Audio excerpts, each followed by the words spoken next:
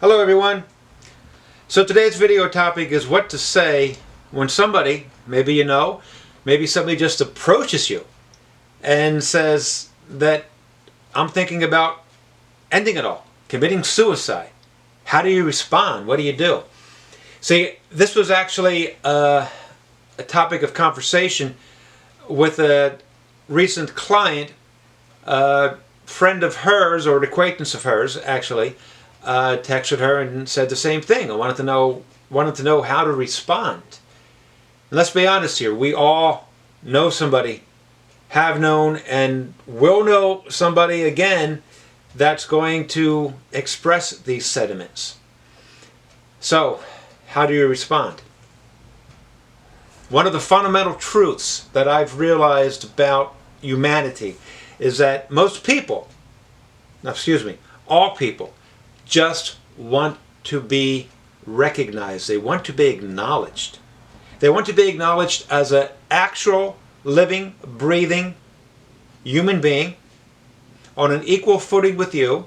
In other words, born with the same graces, with the same opportunities, with the same innate human dignity. They want to be recognized. They want their voice to be heard. They want to be known as somebody that can have a viable conversation, that you have taken the time, that you agree that that person is worthy of being heard and seen. This is so true of everyone in life. This is something that I apply to. I'm very conscious of whenever I see a homeless person. I'm one of those people that does not give money to homeless, but I will give them food if I have the food and if I have the time. And frankly, sometimes if I have the will. But the thing is, I acknowledge the person. There are a number of people in my neighborhood that have their corners, their spots. And I actually know them by name. I actually greet them. And it is my belief that this gives them a little bit of, let's say, self-credibility. It gives them a little bit of self-worth, that somebody passing by doesn't see them as just another charity case, but actually sees them as a human being. So, same thing with suicide, potential suicide. When somebody expresses this desire, what you have to do is see them as a human being. And you keep them talking. You talk about anything but their depression, anything but their suicide intentions. Somebody you know, then you can talk about a shared memory, a person or a party, an event you were at, a shared location. Could be, if somebody you don't know, could be the color of your shirt or of his or her shirt. Just look around and find something to talk about.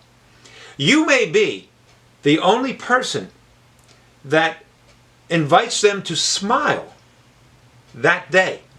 And thank you, Dan, for that. You may be the only person that makes them laugh. And you have to get that into your head, because everybody is going to say to them, don't do that. You have so much to live for. Why would you do that to your spouse, to your kids, to your parents? They hear this so often, it becomes an annoying platitude. You want to relate to them as a human being, not as the latest charity case. Even if it's somebody you know well, you don't want to treat them like they're the latest charity case. Talk to them. Talk to them as long as it takes. And don't be looking at your watch and think, well, I gave this person 30 minutes of my time. That's enough, right? Keep talking to them all night long if you have to. And then as you talk to them, you will have opportunities to actually broach the subject of their depression. They may bring it up. And if they do, you explore it as far as they want. And when they're done talking about it, then you go on to another subject again. If they don't broach the subject, then look for little opportunities where you can broach it yourself. And then ask them about it, and if they don't want to talk about it, again, back off. But if they do, explore it further. Follow their lead. Do not invite them to feel bad about themselves. Do not say things like, gee, your life sucks. Or I understand your life sucks. Or I understand that you think your life sucks. Don't say, are you going to be with somebody this holiday? Oh, by the way, this is really what... I spoke to a client about it the other day, but this is really pertinent. It's pertinent every day, but especially during the holiday because there's so much depression and so much suicide. So don't ask them who you're going to spend the holidays with, because you're inviting them to feel bad. You're inviting them to be reminded of why they're depressed. You may say something like, yeah, I don't have the person that I wanted to spend time with, I'm not going to do. Or you want to turn it back on yourself. You want to talk about, if you're going to talk about something that's depressing or that may lead to sad thoughts, talk about it, own it yourself. Talk about it, things aren't happening the way that I hoped they would. Which is an invitation to the potential suicide to make the connection, and they in turn will return the invitation to you, hopefully. They'll talk about their life, and that's something that you can comment upon. What you need to do is establish trust. You want to be able to establish the trust that says, I hear what you're saying, I understand what you're saying, I value you as a human being, I'm not going to give you any platitudes, so let's talk. I want to treat you as a human being. I want to treat you like somebody I would invite into my home, and we sit down and we have a nice conversation, because we're that kind of people. We have that kind of relationship.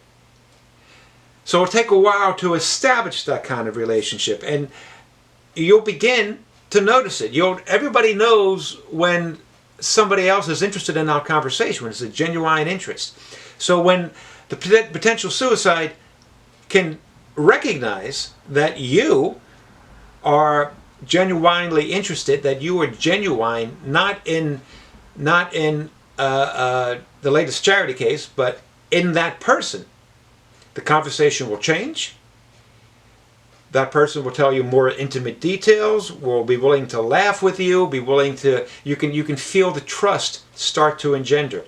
And that is when you have the opportunity to speak about, or at least intimate, what's going on in their lives that they feel so sad. You need to speak. You need to treat the person as a full, viable person, no matter what the circumstance. So let's go one step further. Let's go a little bit deeper. When somebody has been really depressed for a while, and then suddenly, oh no, everything's fine, I took care of that. And they might start giving away things. These are huge clues. This person has come to a decision about the pointlessness of life and ending it all. When these clues happen, again, your job is to speak to that person as a fully viable human being that you truly enjoy learning about and speaking to.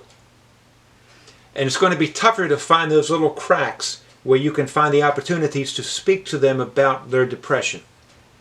You need to be a little bit more on the ball. In fact, as you're talking to this person, you might want to take out your cell phone and dial 911. But any cry for help, any expression of suicide, of suicidal contemplation, treat it seriously. And always in all circumstances, all situations, treat the other person, recognize them as a viable human being. This applies across the board, all situations. I'm talking right now about how to prevent suicide.